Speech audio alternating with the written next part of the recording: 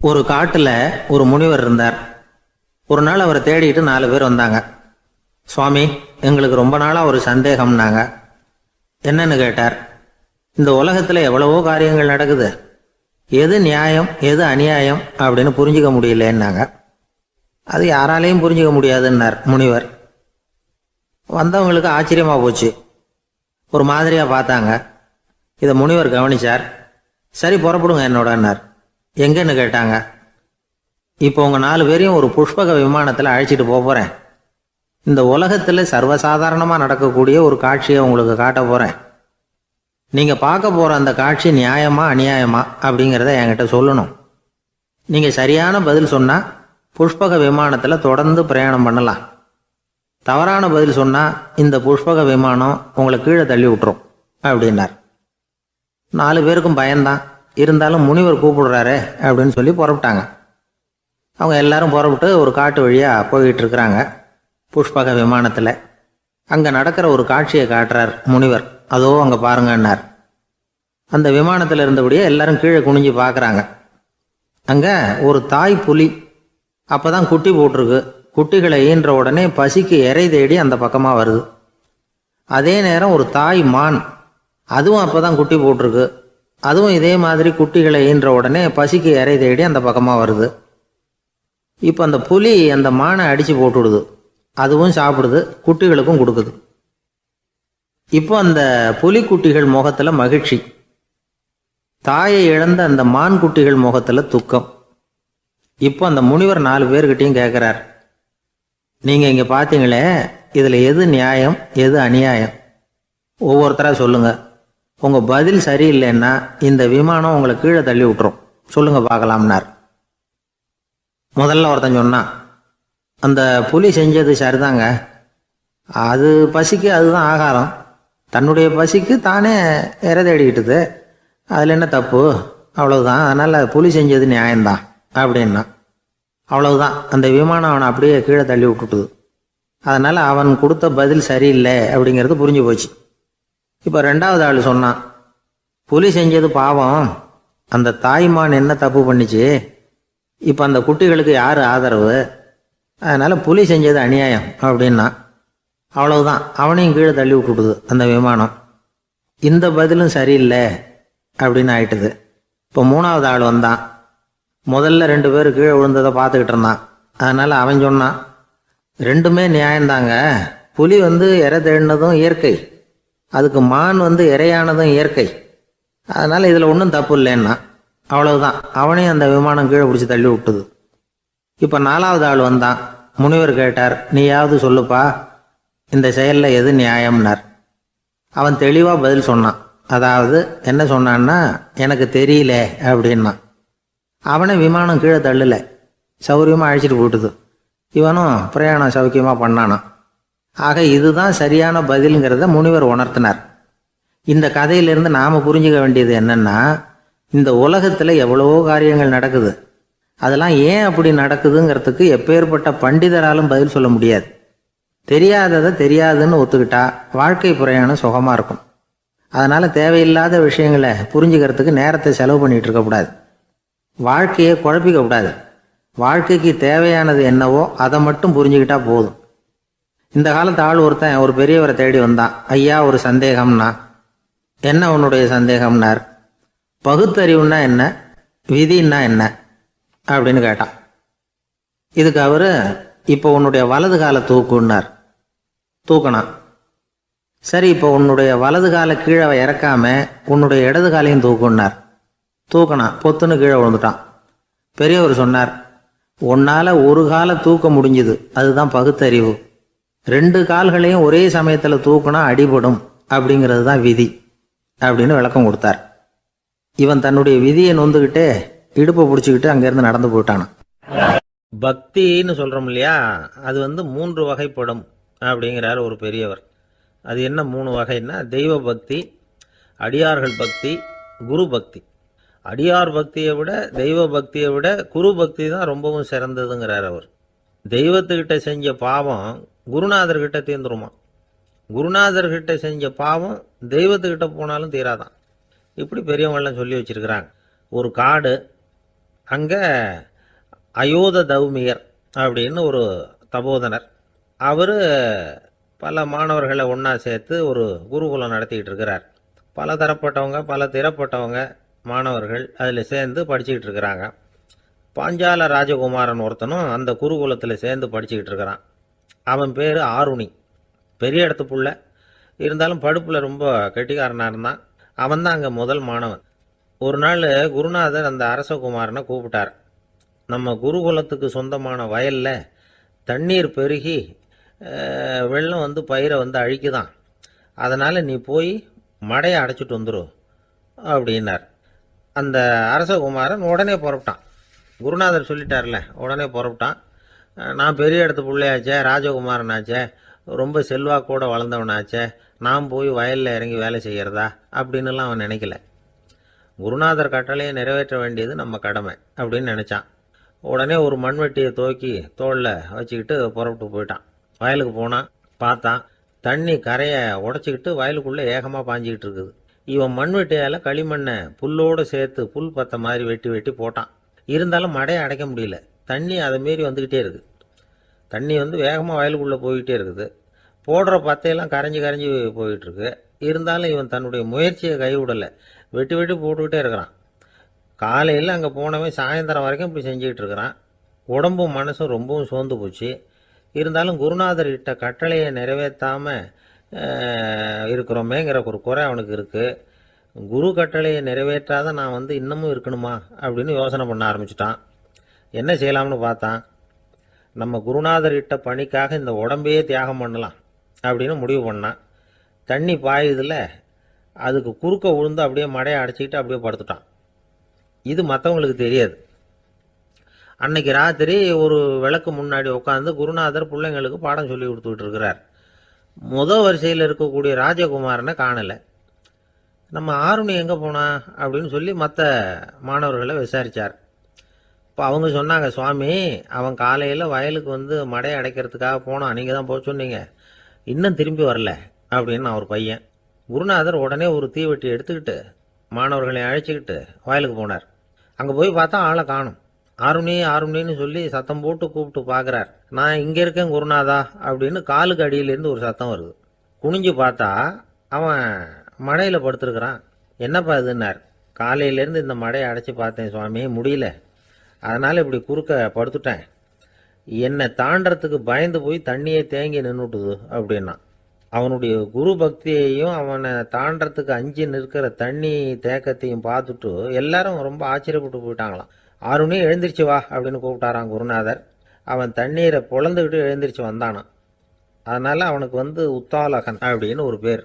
உத்தாலகன்னா தண்ணீரை பிளந்தவன் அர்த்தம். அந்த உத்தாலகன் மாதிரி இந்த காலத்து மாணவர்களுக்கும் குரு பக்தி வேணும் அப்படின்னு சொன்னோம் ஒரு பள்ளிக்கூடத்தில். உடனே நிறைய மாணவர்கள் எழுந்திரிச்சு நின்னாங்க. சார், நீங்கள் எங்களை வந்து இன்னமும் சரியாக புரிஞ்சுக்கலன்னு நினைக்கிறோம். அன்னைக்காவது ஒருத்தன் அப்படி இருந்தான், இன்னைக்கு ஏகப்பட்ட உத்தாலகர்கள் இருக்கிறோம். எங்கள் வாத்தியார் கட்டளை இட்டா இப்போவே அது மாதிரி வயலுக்கு போய் மடையில் குறுக்கப்படுத்துக்கிறதுக்கு இந்த வகுப்பில் உள்ள அத்தனை பேரும் தயாராக இருக்கிறோம் அப்படின்னாங்க. அப்படியா அப்படின்னு சொல்லி கேட்டோம் ரொம்ப சந்தோஷமாக. ஒருத்தன் ரொம்ப அடக்கமாக எழுந்திரிச்சான். அப்புறம் சொன்னான், ஆமாம் சார், வகுப்பில் வந்து இவர் நடத்துகிற பாடத்தை கேட்டுக்கிட்டு இருக்கிறத விட பேசாமல் போய் மடையில் படுத்துடுறது ஒன்றும் கஷ்டமான காரியமாக இருக்காது, அதனால தான் எல்லாரும் அங்கே போகிறேன்னு சொல்கிறோம் அப்படிங்கிறான். ஒரு ஊரில் ஒரு ராஜா இருந்தார். அந்த ராஜாவுக்கு ஒரு மந்திரி. ராஜா ரொம்ப நியாயமானவர், நேர்மையானவர், கண்டிப்பானவர். தப்பு செய்கிறது யாராக இருந்தாலும் தண்டனை கொடுப்பார். வேண்டியவங்களுக்கு ஒரு நியாயம், வேண்டாதவங்களுக்கு ஒரு நியாயங்கிறதெல்லாம் அவர்கிட்ட கிடையாது.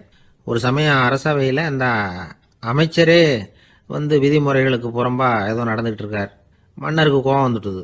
உடனே அந்த அமைச்சரை கிட்டத்தில் கூப்பிட்டு அவர் கன்னத்தில் ஓங்கி ஒரு அறை கொடுத்துட்டாராம். உடனே அந்த அமைச்சர் என்ன பண்ணார் தெரியுமா, நேராக போனார். அங்கே நின்றுக்கிட்டு இருந்த இன்னொருத்தர் கன்னத்தில் ஓங்கி அரைஞ்சார். அறை வாங்கினவர் திகைச்சு போயிட்டார். இவர் ஏன் நம்மளை வந்து அரைகிறார் அப்படின்னு யோசனை பண்ணார். மன்னரும் திகைச்சு போயிட்டார். நாம இவரை அரைஞ்சா அதுக்காக இவர் போய் இன்னொருத்தர் அரையணுமா அப்படின்னு யோசனை பண்ணார். இவருக்கு என்ன பைத்தியமானு கூட நினைக்க ஆரம்பிச்சுட்டார். ஆனால் என்ன ஆச்சுன்னா, அப்புறம் அமைச்சர் அவர் கவனிச்சுக்கிட்டு இருந்தாரா, அவர் இன்னொருத்தர் அரைஞ்சார் இல்லையா, அந்த அறை வாங்கின ஆசாமியை பார்த்து கத்திக்கிட்டு இருந்தார். யார்? அமைச்சர். ஏன்பா என்கிட்ட அறையை வாங்கிட்டு இப்படி விவரம் இல்லாமல் நின்றுட்டு இருக்கிறிய, நான் உனக்கு கொடுத்ததை நீ வேற யாருக்கிட்டையாவது கொடுத்துரு அப்படின்னார். உடனே அந்த ஆள் பார்த்தான். தனக்கு அடுத்தபடியாக நின்றுக்கிட்டு இருந்தவனை ஓங்கி ஒரு அரை அரைஞ்சான். அவன் கன்னத்தை தடவிட்டே யோசனை பண்ணான். இது ஏதோ புரிஞ்சுக்கிட்ட மாதிரி அடுத்தாப்புல நின்றுக்கிட்டு இருந்தவனை அரைஞ்சான். இப்படி இந்த அறை வந்து மாறி மாறி போய்கிட்டே இருக்குது. ஊரு பூரா பிரயாணம் பண்ண ஆரம்பிச்சுட்டுது. அன்னைக்கு ராத்திரி அந்த ராஜா படுக்கிறதுக்காக போனார். அந்த நேரம் பார்த்து அவர் கன்னத்தில் பலார்னு ஒரு அறை விழுந்தது. நம்மளே அறையிறது யாரு அப்படின்னு அதிர்ச்சியோட மன்னர் திரும்பி பார்க்கறாரு. அரைஞ்சது அவரோட மனைவி. என்னாச்சு உனக்குன்னு கத்துனார் ராஜா. உங்களுக்கு தெரியாதா, ஊர் பூரா ஒருத்தர் மாற்றி ஒருத்தர் மூலமாக இந்த அறை வந்து பிரயாணம் பண்ணிட்டு வருது அப்படின்னாங்க அந்த அம்மா. அப்படின்னா ஆரம்பித்த இடத்துக்கே வந்துட்டுதா அப்படின்னாராம் மன்னர். என்ன சொல்கிறீங்கன்னு கேட்டிருக்காங்க. இவர் விவரத்தை சொன்னாராம். அப்படின்னா நீங்கள் ஆரம்பித்து வச்ச இந்த விளையாட்டை நான் முடிச்சு வச்சுட்டேன் அப்படின்னாங்களாம் அந்த அம்மா. மறுநாள் காலை மறுபடியும் அரசவை கூடிச்சு அந்த அமைச்சர் மன்னரை பார்த்து கேட்டார். என்ன மகாராஜா, என்கிட்ட கொடுத்ததை திருப்பி வாங்கிட்டீங்களா அப்படின்னாராம். இப்படி நடக்கும்னு நான் எதிர்பார்க்கவே இல்லைன்னார் மன்னர். ஆனால் நான் எதிர்பார்த்தேன். அது எங்கே போயிட போகுது, ஊர் பூரா சுற்றி கடைசியில் உங்ககிட்ட தான் வந்து சேரும் அப்படிங்கிறது எனக்கு தெரியும் அப்படின்னார் அமைச்சர். இந்த கதை வந்து வேடிக்கையாக இருந்தால் கூட இதில் உள்ள கருத்து முக்கியமானது. இந்த உலகத்தில் பல கருத்துக்கள் இப்படி தான் மாறி மாறி சுற்றி வந்துக்கிட்டே இருக்குது. நம்மால் ஒருத்தன் தன்னுடைய நண்பன் ஒருத்தனை கடத்தெருவில் பார்த்தான். உடனே ஓடி போய் பலார்னு ஒரு அறை கொடுத்தானான். அவன் கன்னத்தை தடவிட்டு ஏன்டா என்ன அரைஞ்சேன்னு கேட்டிருக்கான். நீ ஏன்டா என்ன முட்டாள்னு என் மனைவிட்ட போய் சொன்னேன் அப்படின்ட்டுருக்கான் அவன். உன்னை ஒரு முட்டாள்னு சொன்னதுக்காகவா நீ என்ன அரைஞ்ச அப்படின்னு கேட்டிருக்கான் இவன். டேய், நான் அதுக்காக அறையலப்பா, அது ஒரு பெரிய ரகசியம். நான் முட்டாளுங்கிறது அந்த ரகசியத்தை நீ வந்து ஏன் எங்கள் வீட்டில் போய் சொன்னேன், அதுக்காக தான் அரைஞ்சேன் அப்படின்னு நானா. துருக்மேனியாவில் அஷ்காபாத் அப்படின்னு ஒரு நகரத்தில் ஒரு புவியியல் விஞ்ஞானி இருந்தார். அவர் ஒரு நாய்க்குட்டி வளர்த்தார். ஒரு நாள் முன்னிரவு நேரம் ஒரு மேஜைக்கு முன்னாடி உட்காந்து அந்த விஞ்ஞானி ஏதோ கணக்கு போட்டுக்கிட்டு இருக்கிறார். அவருக்கு ஒரு சின்ன பெண் குழந்தை, அது தொட்டிலில் தூங்கிட்டு இருக்குது. அந்த நாய்க்குட்டியும் ஒரு மூலையில் படுத்து அது பாட்டுக்கு தூங்கிட்டு இருந்தது. ஒரே அமைதி. அந்த நேரத்தில் திடீர்னு அந்த நாய்க்குட்டி துள்ளி எழுந்திரிச்சது. நேராக குழந்தைகிட்ட ஓடிச்சு. அந்த குழந்தைய அது போட்டிருந்த ட்ரெஸ்ஸோடு சேர்த்து கவ்வி தூக்குச்சு. தூக்கிக்கிட்டு வாசல் பக்கம் ஓடிச்சு. நாய்க்குட்டி குழந்தைய கவ்வி தூக்க முடியுமாங்கிற சந்தேகம் உங்களுக்கு இல்லையா? நீங்கள் வந்து நம்ம ஊர் நாய்க்குட்டியவே பார்த்து பழக்கப்பட்டிருக்கீங்க. அதனால் நம்புறதுக்கு சிரமமாக இருக்கும். அந்த ஊர்ல எல்லாம் அது வந்து ரொம்ப ஸ்ட்ராங்காக இருக்கும். ஒரு ஏதோ கண்ணுக்குட்டி மாதிரி இருக்கும். விஞ்ஞானி அதை பார்த்துட்டார். உடனே அந்த நாய்க்கு வந்து வெறி பிடிச்சிட்டுதுன்னு முடிவு பண்ணிட்டு தன்னோட கை துப்பாக்கியை எடுத்துக்கிட்டு ஓடி வந்தார். அவர் வெளியில் வந்து நாய்க்குட்டி எங்கே அப்படின்னு பார்த்து தேடுறார். அந்த நேரத்தில் அந்த வீடு வந்து இடிஞ்சு விழுது. காரணம் பூமி அதிர்ச்சி. இப்படி பூமி அதிர்ச்சி உண்டாக போகுதுங்கிறது அந்த நாய்க்குட்டிக்கு முன்னாடியே தெரிஞ்சு போச்சு. அதுதான் குழந்தைய தூக்கிட்டு வெளியில் ஓடி வந்திருக்குது. அது மூலமாக அந்த குடும்பத்தையே காப்பாற்றி இருக்குது அந்த நாய்க்குட்டி. இந்த சம்பவம் நடக்கிறதுக்கு 3 நாளைக்கு முன்னாடியே சில பிராணிகளுக்கு இப்படி நடக்க போகுதுங்கிறது தெரிஞ்சிருக்குதான். ஆமாம், அந்த நகரத்தில் 3 நாளைக்கு முன்னாடியே பாம்பு, பல்லி இதெல்லாம் அது தங்கியிருந்த வலையை விட்டு வெளியில் ஓடி வந்துட்டுது. அதே மாதிரி அங்கே இருந்த புறாவெல்லாம் பறந்து போயிடுச்சான். இதே மாதிரி யுகோஸ்லோவியாவில் கூட ஒரு நகரம், அங்கே ஒரு நாள் ராத்திரி ஒரு மிருக காட்சி சாலையில் திடீர்னு ஒரு பெரிய கலவரம், கூச்சல், குழப்பம். அங்கே இருந்த கழுதை, புலி, யானை, பறவை எல்லாம் கண்ணாபின்னான்னு கத்த ஆரம்பிச்சுட்டுது. நீர் யானை அதுக்குன்னு போட்டிருந்த தடுப்பையே தாண்டி குதிச்சு வெளியில் வந்துட்டுதான். மறுநாள் தான் எல்லாருக்கும் விஷயம் புரிஞ்சுது. அடுத்த நாள் காலையில் அங்கே பூமி அதிர்ச்சி உண்டாயிட்டுது. இப்போ பாருங்க, அதாவது மனுஷனை போய் தீர்க்க தரிசி அது இதுன்னு சொல்லிட்டு இருக்கிறோம். இவனை விட அது பரவாயில்லைன்னு தோணுது. அதாவது மிருகங்கள் ஒன்று நடக்க போகுதுங்கிறத முன்னாடியே புரிஞ்சுக்குதே. சரி, இதெல்லாம் எப்படி அது முன்கூட்டி புரிஞ்சுக்குது? அதுதான் படைப்பு ரகசியம். அதை கண்டுபிடிக்கிறதுக்கு தான் மனுஷன் வந்து ஆராய்ச்சி பண்ணிட்டு இருக்கிறான். விஞ்ஞானிகளோட ஆராய்ச்சியெல்லாம் ஒரு பக்கம் இருக்கட்டும், வீட்டுக்குள்ளேயே சில ஆராய்ச்சி பண்ணி பாருங்களேன். இப்போ சில யோசனை சொல்லி அதை சோதனை பண்ணி பாருங்க அப்படின்னு ஒருத்தர் சொன்னாராம். அதாவது இப்போ மழை வருமா வராதா அப்படின்னு தெரிஞ்சுக்கணுமா, உடனே ஒரு பூனைக்குட்டி பின்னாடியே மெதுவாக போய் அது என்ன செய்யுதுன்னு கவனித்து பார்க்கணும். பூனைக்குட்டி தன்னோட பாதத்தினால சுகத்தில் வந்து அப்படி கீறிக்கிட்டு இருக்கும். அப்படி கீறினா கண்டிப்பாக மழை வரும். சில சமயம் பூனைக்குட்டி அப்படியே மல்லாந்து படுத்துக்கிட்டு பாதத்தை உயர தூக்கும், அப்படியும் புரளும். இப்படி செஞ்சதுன்னா அன்னைக்கும் மழை இருக்காது. அதனால் முன்னாடி இருந்தது மழை வர்றதுக்கு அறிகுறி, இது மழை இல்லைங்கிறதுக்கு அறிகுறி. பறவைகள், பிராணிகள் இதுகளோட நடவடிக்கைகளை பார்த்துட்டு அதையெல்லாம் அடிப்படையாக வச்சு தான் காலநிலையை கண்டுபிடிக்கிற கருவிகளை கண்டுபிடிச்சிருக்கிறாங்க. வாத்து இருக்குல்ல, சில சமயம் தன்னோட அழகை தன்னோட இறகுகளில் அப்படியே புதைச்சிக்கும். அப்படி செஞ்சால் குளிர்காலம் வரப்போகுதுன்னு அர்த்தம். பருவநிலை குளிராக மாறப்போகுதுங்கிறதுக்கு இதுதான் அறிகுறி. சிட்டுக்குருவி இருக்குதுல்ல, அதெல்லாம் புழுதியில் உழுந்து புரளும், சிறகுகளை வந்து படபடன்னு அடிச்சுக்கும். அப்படி செஞ்சால் மழை வரப்போகுதுன்னு அர்த்தம். ஒன்று மட்டும் நாம் நல்லா தெரிஞ்சுக்கணும், இயற்கையின் சீற்றம்னு சொல்கிறோம் இல்லையா, இயற்கை ஏன் நம்ம மேலே கோவப்படுது? இயற்கையை நாம் அனுசரித்து போகிறதில்ல, அதனால் கோவப்படுது. காடுகளை அழிக்கக்கூடாது, விலங்குகளை கொல்லக்கூடாது, இயற்கை ஏற்படுத்தி வச்சிருக்கிற சமநிலையை கெடுக்கக்கூடாது. அதை புரிஞ்சுக்கிட்டு வாழ்ந்தோம்னா பூமியும் நடுங்காது, நாமளும் நடுங்க வேண்டிய அவசியம் இருக்காது. ஒருத்தர் இருந்தார், சாராய கடைக்கு போனாராம், நிறைய சாப்பிட்டார். அப்புறம் சொன்னார், இது ரொம்ப அற்புதமான சரக்கு போல இருக்கு, உள்ளே போன உடனே இந்த பூமியே நடுங்கிறது மாதிரி இருக்கு எனக்கு அப்படின்னாராம். இதுக்கு கடைக்காரர் சொல்லியிருக்கார், நீங்கள் சாப்பிட்டது வெறும் பச்சை தண்ணி தாங்க, இப்போ ஏற்பட்டிருக்கிறது நிஜம் பூமி எதிர்ச்சி அப்படின்னார். ஒரு வயசான பாட்டியின் தாத்தாவும் ஒரு பூங்காவில் உட்காந்து பேசிக்கிட்டு இருக்கிறாங்க. அவங்களுக்கு கல்யாணம் ஆகி 53 வருஷம் ஆச்சு. பிள்ளைங்கள்லாம் படித்து பெரிய பெரிய வேலையில் இருக்கிறாங்க. பேரன் பேத்திகளும் நல்ல நிலைமையில் இருக்கிறாங்க. இந்த தாத்தாவும் பாட்டியும் சிரித்து பேசிக்கிட்டு இருந்ததை ஒரு பெரியவர் பார்த்தார். அவருக்கு ஆச்சரியமாக இருந்தது. இந்த வயசுலேயும் இவ்வளவு அந்யோன்யமாக இவங்க பேசிக்கிட்டு இருக்கிறாங்களே அப்படின்னு நினச்சார். சரி, நேரிலேயே கேட்டுருவோமே அப்படின்னு நினச்சிக்கிட்டு கிட்ட போனார். உங்கள் மன வாழ்க்கையின் வெற்றிக்கான ரகசியம் என்ன அப்படின்னு கேட்டார். இதை கேட்டதும் அந்த தாத்தா சிரிச்சுக்கிட்டே பாட்டியை பார்த்தாராம். அதுக்கப்புறம் சொன்னாராம், நான் இந்த அம்மாவை கல்யாணம் பண்ணிக்கிட்டதுக்கும் எங்களுடைய இல்வாழ்க்கை இவ்வளவு நாளாக பலம் குறையாமல் மகிழ்ச்சியாக இருக்கிறதுக்கும் காரணம் ஒன்று தான். அது என்ன காரணம்னா, எங்களுக்கு இடையில பொதுவாக நிறைய குறைகள் உண்டு, அதுதான் காரணம் அப்படின்னாராம். அவர் சொல்கிறது சரிதான் அப்படிங்கிறது மாதிரியே அந்த பாட்டியும் அவரை நிமிர்ந்து பார்த்தாங்களாம். இந்த பெரியவர் மறுபடியும் அந்த பாட்டியை பார்த்து அதே கேள்வியை கேட்டிருக்கார். உங்களுடைய நீண்டகால மன வாழ்க்கைக்கு கிடைச்ச வெற்றி எதனாலேன்னு சொல்ல முடியுமா அப்படின்னு கேட்டாராம். அவங்களும் சிரிச்சுக்கிட்டே பதில் சொன்னாங்களாம். என்ன பதில் தெரியுமா? சில பேரை நாம் குறிப்பிட்ட பண்புகளுக்காக நேசிக்கிறோம், வேற சிலரை நாம் அந்த பண்புகள் இல்லாத குறைகளுக்காகவே விரும்பி பழகிறோம் இல்லையா அப்படின்னு கேட்டுட்டு தலையை குனிஞ்சுக்கிட்டாங்களாம் அந்த பாட்டியம்மா. அவங்க அப்படி சொன்னதை கேட்டதும் இவருக்கு புதுசாக ஞானம் பிறந்தது மாதிரி இருந்துதான். இதுதான் மனம் நிறைந்த மன வாழ்க்கை அப்படிங்கிறார் சுவாமி சின்மயானந்தர். பண்புகளை எப்படி நேசிக்க முடியுதோ அதே மாதிரி பண்புகள் இல்லாத குறைகளையும் நேசிக்க முடியும். மனசு தான் காரணம். ஒரு மேல்நாட்டு தம்பதி, அவங்களும் தாத்தா பாட்டி தான். அவங்க 2 பேரும் ஒரு பூங்காவில் உட்காந்து சிரித்து பேசிக்கிட்டு இருக்கிறாங்க. அதை ஒருத்தர் பார்த்தார். அவருக்கு ஆச்சரியம், இவ்வளவு காலம் ஆகி இந்த வயசுலேயும் இப்படி அன்பா பேசிக்கிட்டு இருக்கிறாங்களே அப்படிங்கிற ஆச்சரியம். கிட்ட நெருங்கி போனார். கேட்டார், ஏன் தாத்தா, உங்களுக்கு கல்யாணம் ஆகி எவ்வளோ வருஷம் ஆச்சுன்னார். 55 வருஷம் ஆச்சுன்னாராம் அவர். இன்னமும் இவ்வளவு சந்தோஷமா இருக்கிறீங்களே, அதுக்கு என்ன காரணம்னு கேட்டிருக்கார். அதுக்கு என்ன காரணம்னா, இது வரைக்கும் எங்களுக்குள்ள சண்டையே வந்ததில்லை அப்படின்னாராம். அது எப்படி முடியும்னு கேட்டிருக்கார் இவர் ஆச்சரியமா. அந்த தாத்தா சொல்ல ஆரம்பிச்சாராம், இதை பாருப்பா, எங்களுக்கு கல்யாணம் ஆன புதுசில் நானும் என்னுடைய மனைவியும் ஒரு குதிரை மேலே ஏறி ஒரு காட்டு வழியாக போய்கிட்டு இருந்தோம். கொஞ்சம் தூரம் போனதும் அந்த குதிரை எடக்கு பண்ணிச்சு. நான் உடனே கீழே இறங்கி அந்த குதிரையை பார்த்து, இது உனக்கு முதல் தடவை அப்படின்னு மிரட்டலாக சொல்லிவிட்டு ஏறி உக்காந்தேன். மறுபடியும் போனோம். கொஞ்சம் தூரம் குதிரை நல்லபடியாக நடந்து போச்சு. மறுபடியும் எடக்கு பண்ண ஆரம்பிச்சுட்டுது. நான் கீழே இறங்கினேன். கையில் இருந்த சாட்டையால் ஓங்கி ஒரு அடி கொடுத்தேன். இது உனக்கு 2வது தடவை அப்படின்னு சொல்லிவிட்டு ஏறி உக்காந்தேன். மறுபடியும் குதிரை கொஞ்சம் தூரம் நல்ல விதமாக நடந்து போச்சு. அப்புறமும் எடக்கு பண்ண ஆரம்பிச்சுட்டுது. அந்த சமயத்தில் ஒரு ஆற்று பாலத்தை கடந்து போய்கிட்டு இருக்கிறோம். நான் கீழே இறங்கினேன். என்னுடைய மனைவியையும் கீழே இறங்க சொன்னேன். அந்த குதிரையை பிடிச்சி அப்படியே ஆற்றுல தள்ளி விட்டுட்டேன். தள்ளி விட்டுட்டு, இது உனக்கு கடைசி தடவை அப்படின்னு சொன்னேன். அதை பார்த்ததும் என் மனைவி பதறி போயிட்டாங்க. போய், ஐயோ பாவம், என்ன இப்படி பண்ணிவிட்டீங்க, உங்களுக்கு மனசில் கொஞ்சம் கூட இறக்கமே இல்லையா அப்படின்னாங்க. நான் மெதுவாக இவங்க பக்கம் திரும்பி, இது உனக்கு முதல் தடவை அப்படின்னேன். அவ்வளவுதான், அன்னையிலேருந்து இன்னைய வரைக்கும் ஒரு நாள் கூட எங்களுக்குள்ள சண்டையே வந்ததில்லை அப்படின்னு விளக்கம் கொடுத்தார் அந்த தாத்தா. ஒரு ஊரில் ஒரு பெரியவர் இருந்தார். ஒரு நாள் அவரை தேடி ஒருத்தர் வந்தார்.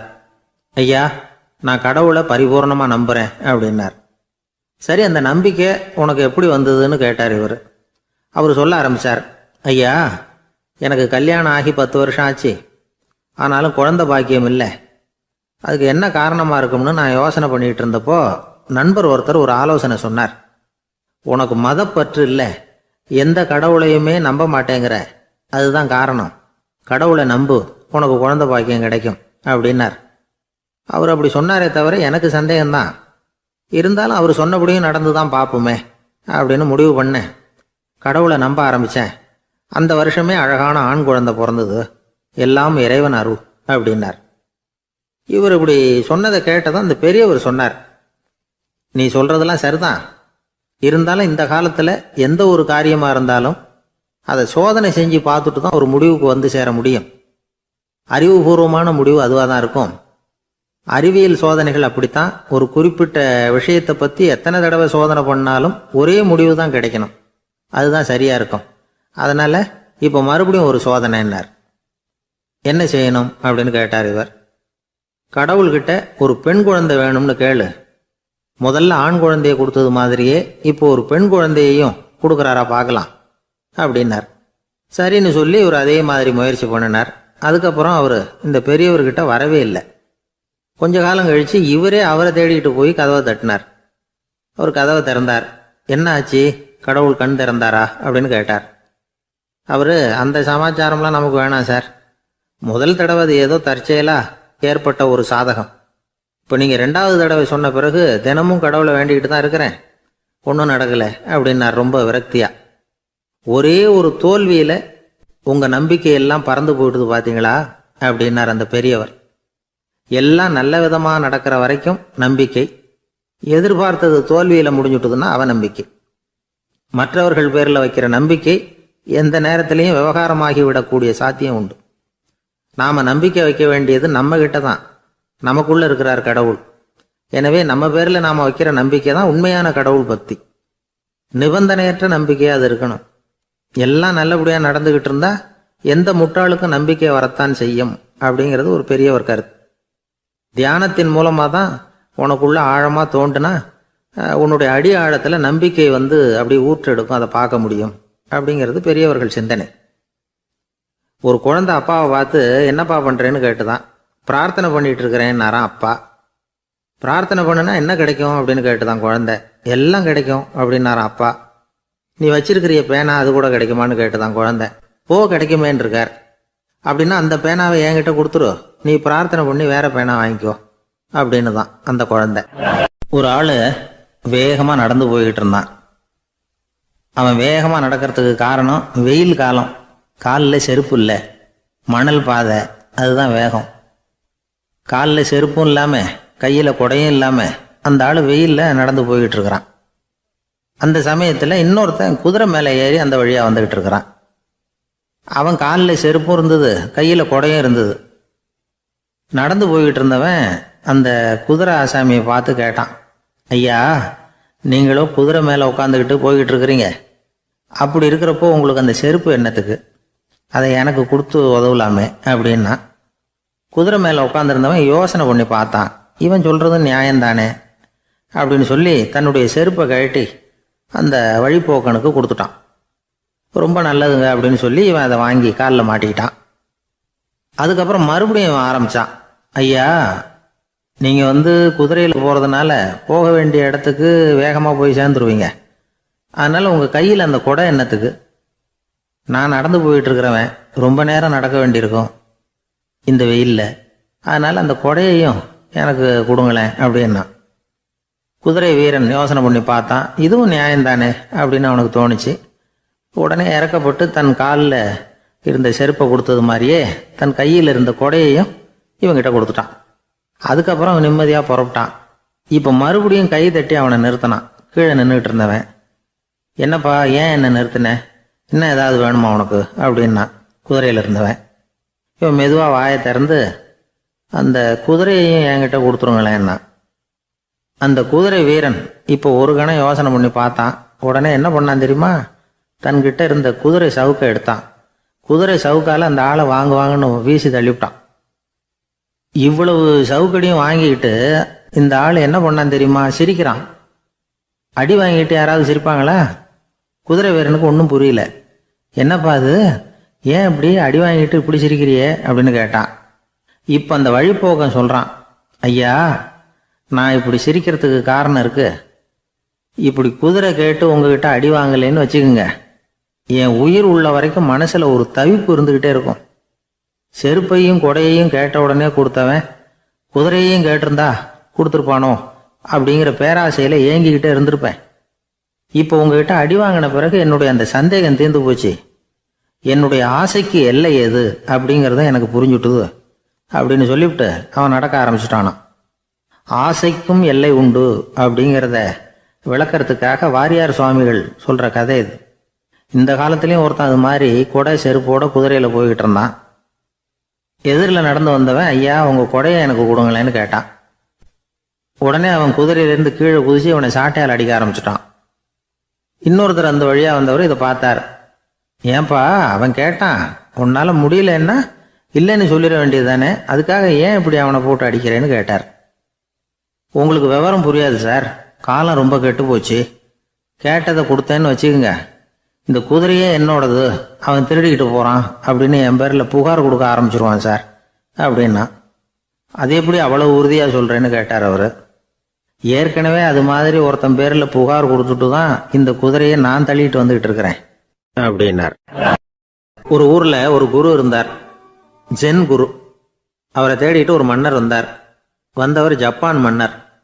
தோட்டக்கலையை பற்றி தெரிஞ்சுட்டு போகிறதுக்காக அவர் வந்தார். எப்படி தோட்டம் அமைக்கிறது அப்படிங்கிறத பற்றி அந்த குரு விவரமாக சொல்லி கொடுத்தாரு. ஒரு நாள் 2 நாள் இல்லை, 3 வருஷம் கற்றுக் கொடுத்தார். அதுக்கப்புறம் சொன்னார், நான் கற்றுக் கொடுத்துட்டேன், இனிமேல் நீங்கள் போகலாம், போய் தோட்டம் அமைக்கலாம், அதுதான் உங்களுக்கு பரிசை. தோட்டம் அமைச்ச பிறகு சொல்லி அனுப்புங்க, நான் வந்து பார்க்குறேன். நீங்கள் இங்கே என்னவெல்லாம் கற்றுக்கிட்டீங்களோ அதையெல்லாம் அங்கே செயல்முறையில் செஞ்சு காட்டுங்க அப்படின்னு சொல்லி அனுப்பி வச்சார். மன்னர் போனார். அரண்மனைக்கு பக்கத்திலேயே ஒரு பெரிய தோட்டத்தை உண்டு பண்ணினார். அழகான மரங்களையும் செடிகளையும் உருவாக்கினார். கிட்டத்தட்ட 1000 தோட்டக்காரர்களை பயன்படுத்தி 3 வருஷங்கள் முயற்சி பண்ணி அந்த அழகான தோட்டத்தை உருவாக்கினார். குருகிட்ட இருந்து செய்தி வந்தது, நாளைக்கு வந்து தோட்டத்தை பார்க்குறேன் அப்படின்னு. மன்னர் உடனே சுறுசுறுப்பாயிட்டார். முதல் நாளே தோட்டத்தை சுத்தப்படுத்தினார். ராத்திரி பூரா யாரும் தூங்கலை. எல்லாருக்கும் தோட்டத்தை ஒழுங்குபடுத்துகிற வேலை. அது அந்தந்த இடத்துல ஒழுங்காக இருக்குதா அப்படின்னு சரி பார்த்தாங்க. ஒரு தவறும் இல்லாத வகையில் அதை ஒழுங்குபடுத்தினாங்க. மறுநாள் குரு வந்தார், தோட்டத்தை பார்த்தார். அவருக்கு கோபம் வந்துட்டுது. மன்னருக்கு ஆச்சரியம், எப்பவும் சிரிச்சுக்கிட்டே இருக்கிறவர் இப்போ இப்படி இருக்கிறாரே அப்படின்னு. மெதுவாக குரு கிட்ட போய், எல்லாம் சரியாக தானே இருக்குது அப்படின்னார். எல்லாம் சரிதான், ஆனாலும் எங்கே அந்த பொன்னிற காற்று அப்படின்னார். உதிர்ந்த இலைகள், பொன் மஞ்சள் நிற இலைகள் காற்றில் அப்படி புரண்டு ஓடுவதை நான் பார்க்க முடியவில்லையே அப்படின்னாராம். அது இல்லாமல் இந்த தோட்டம் உயிரோட்டம் உள்ளதா இருக்காது, இதில் பாடல் இல்லை, ஆடல் இல்லை, அதெல்லாம் இல்லாமல் இந்த தோட்டம் ரொம்பவும் செயற்கையாக தெரியுதேன்னாராம். மன்னர் இப்போதான் யோசனை பண்ணார். கீழே கிடந்த காஞ்சி போன இலைகள் மட்டும் இல்லை, மரத்தில் இருந்த காஞ்சி போன இலைகளையும் அப்புறப்படுத்தி சுத்தமாக வச்சிருக்கிறார்.